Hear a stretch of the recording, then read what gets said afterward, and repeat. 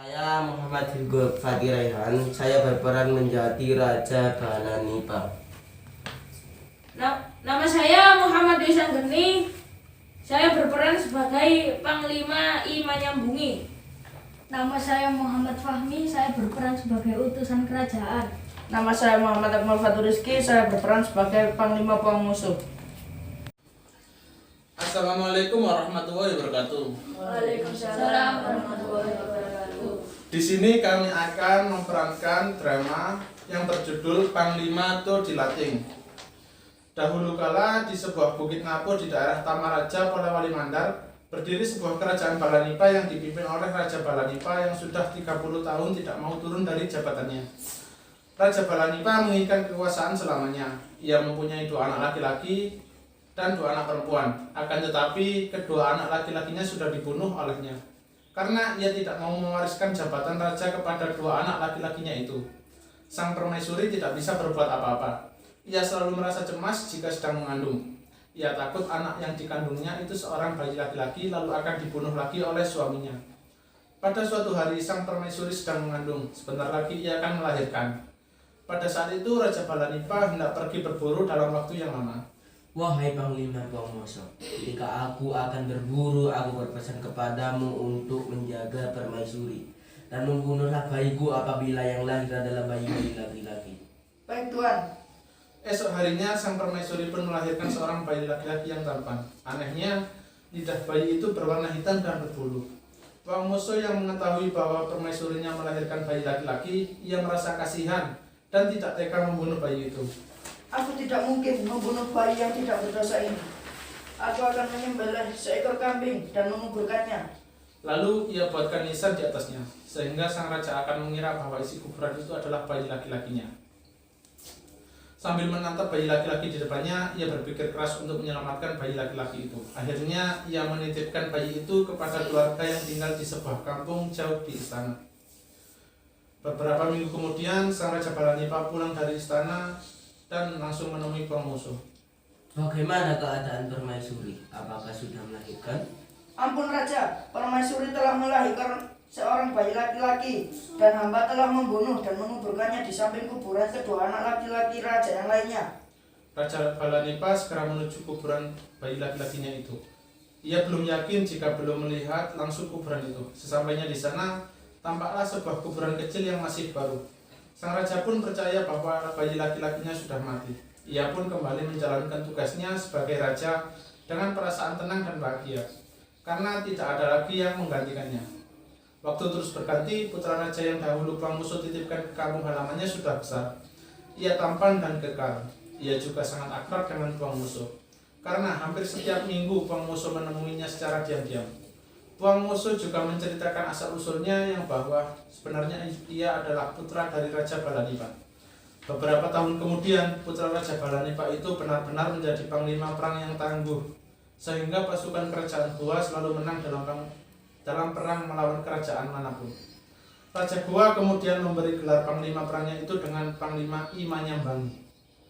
Sementara itu di kerajaan Balanipa kondisinya sangat memprihatinkan. Kerajaan itu sudah tak sesejahtera dulu.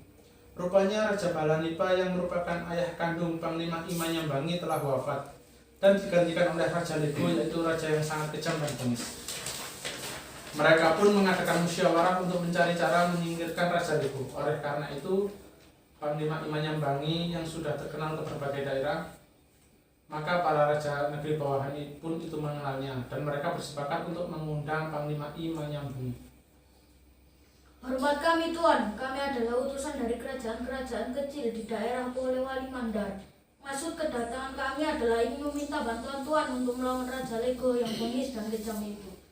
Siapa Raja Lego itu? Dia adalah raja penguasa kerajaan Balanipa yang menggantikan Raja Balanipa. Ia suka menganiaya rakyat kami tanpa alasan yang jelas.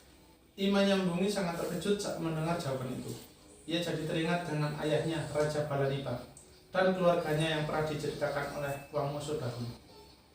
Bagaimana dengan Raja Balanipa dan keluarga di istana lainnya, juga Panglima Pongmoso? Raja Balanipa dan permaisurinya telah wafat, sementara beberapa keluarga istana lainnya sudah mengungsi. Pongmoso masih hidup Bahkan dialah yang telah menyelamatkan keluarga istana. Maaf Tuan, bagaimana Tuan dapat mengenal Puang Moso? Kemudian Panglima Imanyambangi menceritakan asal-usulnya yang merupakan anak dari Raja Balanipa. Para utusan dari Mandar pun terkejut dan segera memberi hormat. Baiklah, aku bersedia membantu kalian. Tapi dengan syarat Puang Moso harus datang sendiri menjemput. Baik Tuan. Para utusan itu pun menyanggupinya. Sesampainya di Polewali Mandar, mereka segera menemui Puang Moso. Sesampainya di Goa, Puang Moso segera menghadap Panglima Imanyambangi. Hati Puang Moso semakin berdebar, sedangkan Imanyambangi yang selalu tersenyum sambil menatap Puang Moso dengan mata berkaca-kaca. Kaukah Puang Moso? Benar Tuan. Jawab Puang Moso kebingungan. Maafkan aku Tuan. Bisakah Tuan menjulurkan lidah sebentar? Pinta Puang Moso dengan berhati-hati. Imanyambangi kemudian mengulurkan lidahnya. Ketika melihat lidah Imanyambangi berwarna hitam dan berbulu, maka semakin yakinlah Puang Moso jika Panglima itu adalah putra dari Raja Balanipa yang dulu ia titipkan kepada seorang pedagang. Engkaulah putra Raja Balanipa. Benar Puang Moso. Terima kasih telah menyelamatkan nyawaku ketika aku masih kecil dulu. Kemudian saat tengah malam, Puang Moso dan Panglima Imanyambangi beserta beberapa pengikutnya meninggalkan istana kerajaan Goa menuju Bukit Napo. Sejak saat itu, Panglima Imanyambangi dikenal dengan nama Panglima Todilating. Sementara itu, Raja Liku semakin kejam terhadap rakyat yang lemah. Semua warga tak ada yang berani melawannya. Maka saat melihat hal itu, Panglima Todilating mengajak warga untuk memerangi Raja Liku. Mereka menyetujuinya dengan penuh semangat. Pada waktu yang telah ditentukan, Panglima Todilating beserta seluruh warga segera menyerbu istana Raja Liku. Pertempuran sengit pun tak dapat dihindari lagi. Pasukan Raja Liku akhirnya menyerah. Sementara itu, Raja Liku yang dihadapi langsung oleh Panglima Todilating masih mampu melakukan perlawanan. Keduanya saling mengadu kesaktian. Namun akhirnya Raja Liku kalah juga dan mati di ujung tombak Panglima Todilating. Seluruh warga menyambut kemenangan itu dengan sangat gembira. Akhirnya Panglima Todilating dinobatkan menjadi raja di Bukit Napo. Hingga saat ini makam Panglima Todilating berada di bawah sebuah pohon beringin yang rindang di atas Bukit Napo, Polewali Mandar, Sulawesi Barat.